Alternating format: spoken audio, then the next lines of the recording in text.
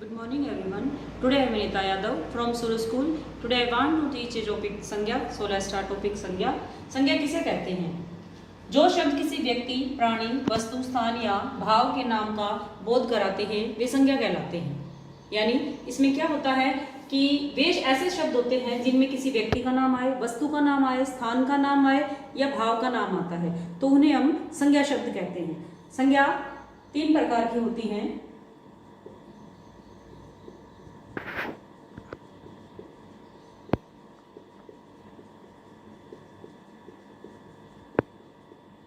संज्ञा के 3 भेद होते हैं। पहला है व्यक्तिवाचक संज्ञा,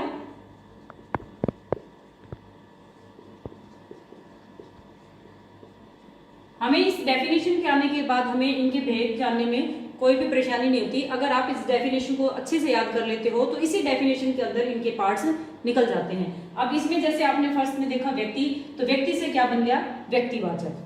तो इस व्यक्तिवाचक संज्ञा किसे कहते हैं हम? जिसमें किसी विशेष व्यक्ति, स्थान, गुण आदि का बोध करवाया जाता है। जैसे व्यक्ति में प्रॉपर किसी व्यक्ति का नाम होना चाहिए, जैसे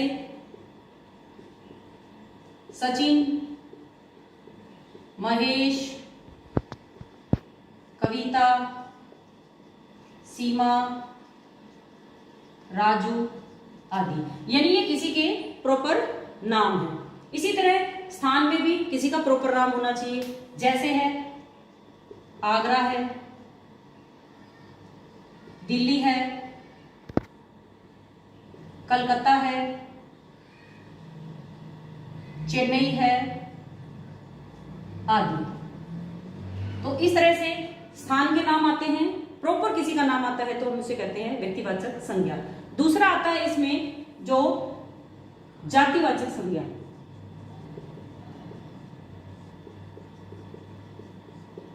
जातिवाचक संज्ञा में क्या होता है? देखो इसके नाम में लिखा हुआ है जाति, यानी जिस शब्द से किसी जाति विशेष के बारे में बताया जाता है उसे हम कहते हैं जातिवाचक संज्ञा। तो जातिवाचक में क्या होता है? पूरे जाति वर्ग का बोध करवाया जाता है। जैसे हम बोलते हैं कि लड़का, बच्चा, पेड़,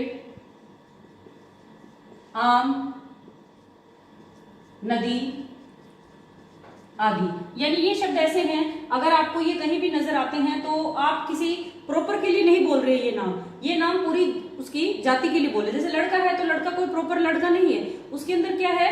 पूरे लड़के, जितने भी लड़के खड़े हैं उनमें से आप किसी भी एक लड़के पर तरफ इशारा करके कह सकते हैं, लेकिन प्रॉपर उसका नाम नहीं आता। ऐसे ही बच्चा है, बच्चे बहुत सारे खेल रहे थे तो उसमें आप बोल सकते हैं कि बच्चे के बारे में बताया जा रहा है, लेकिन प्रॉपर एक बच्चा नहीं है। ऐसे ही पेड़ है, ये नहीं पता हमें कौन सा पेड़ है, पेड़ के बारे में है, तो ये पूरी क्या है? जाति वर्ग का बोध करवाते हैं, तो इसे कहते हैं जातिवाचक संज्ञा।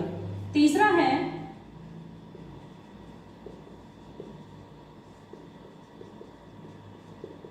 भाववाचक संज्ञा। अब देखो इसके नाम में ही इसकी डेफिनेशन छिपी हुई है, यानी जिस शब्द से किसी व्यक्ति, वस्तु, स्थान या गुण आदि के भाव का नाम का बोध होता है उसे हम कहते हैं भाववाचक संज्ञा। यानी भाव क्या होती है? फीलिंग, जो हमारे अंदर से पैदा होती है, फीलिंग्स, या हम देख के जिसको महसूस करते हैं। इसमें क्या होता है? महसूस करने वाली चीजें होती है, फीलिंग करने वाली चीजें होती है, जिनको हम फील करते हैं, चाहे वो खाने की चीज हो, चाहे हमारे अंदर से कोई हमें महसूस होती है वो चीजें, तो वो चीजें इसके अंदर आती हैं। जैसे हम कोई भी आइसक्रीम खाते हैं तो वो ठंडी है या नॉर्मल है, तो उसका हमें क्या पता चलता है? मिठास से पता चलता है कि वो मीठी कितनी है, ठंडी कितनी है। ठीक है, ऐसे ही चाय होती है, जैसे गर्म है, ठंडी है, मौसम होता है, सर्दी है, गर्मी है, वैसे ही हमारी अवस्था भी बताई जाती है इसमें, कि जैसे बुढ़ापा है, सुंदरता है, जवानी है, मित्रता है, बचपन है,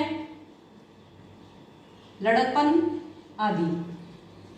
तो इस तरह के जो शब्द हैं ये हम महसूस कर सकते हैं कि वो किस तरह की अपने आप में फीलिंग आ रहा है। जैसे जवानी है, ये हम देख सकते हैं कि वो हट्टा कट्टा है, जवान है, उनके कपड़ों से भी पहचान कर सकते हैं। तो ये सिर्फ हम अपने आप महसूस भी कर सकते हैं। मिठास है, ठंडा है, बच्चा, बचपन, मित्रता, लड़कपन, ये सब क्या है, महसूस फीलिंग करने वाले जो है शब्द हैं। इससे हमें पता चलता है कि ये भाववाचक संज्ञा शब्द हैं। तो इस तरह से ये संज्ञा की डेफिनेशन के अंदर ही इनके तीनों पार्ट्स छिपे हुए हैं। अगर आप ध्यान से इस डेफिनेशन को याद करोगे तो इनके तीनों पार्ट्स भी आपको आसानी से याद हो जाएंगे। थैंक यू, धन्यवाद।